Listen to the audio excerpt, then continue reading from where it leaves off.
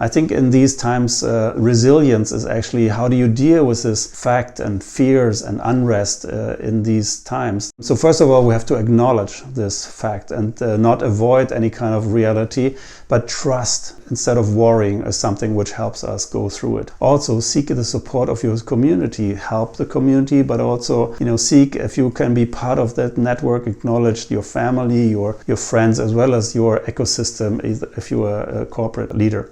Acting is something which helps you getting out of this rather than just reading constant news and new data and new numbers. Connecting with the optimists is something that helps me. Like there's always somebody who has a bigger smile on their head already, and it's much more helpful to kind of stick with people who actually help you, and you can help them collectively get out of this much faster. And attitude is very much hard to develop, but that's the key to really show how we move forward. And leadership in these times needs to demonstrate the sense of purpose, perseverance, honesty, vulnerability.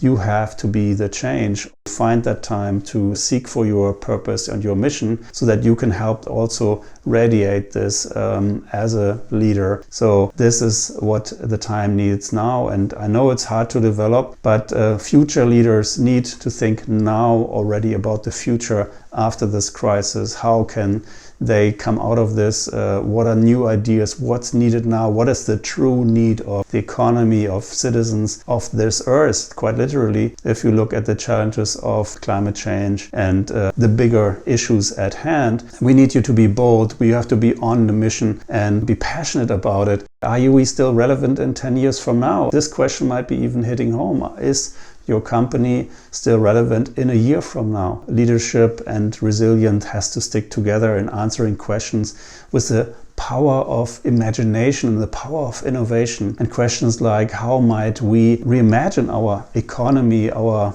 democracy, or the challenges like climate change, and how might we do this in ways that bridge the ecological, social divides, as well as the lack of purpose we sensed already developing. So this is a time really to stick together and show your leadership with a shared intention for a better future. So co-creating ecosystems for desirable futures is something which I think is a way you actually have to connect in small ways with your family, big ways in your corporate environment, or even as a policymaker. And we need to reinvent how we work together as humans on this planet A. There is no planet B. And we all have to become the new leaders for this resilient economy. And this is what we need to do now. I need you to be bold, but also start acting now. We need you.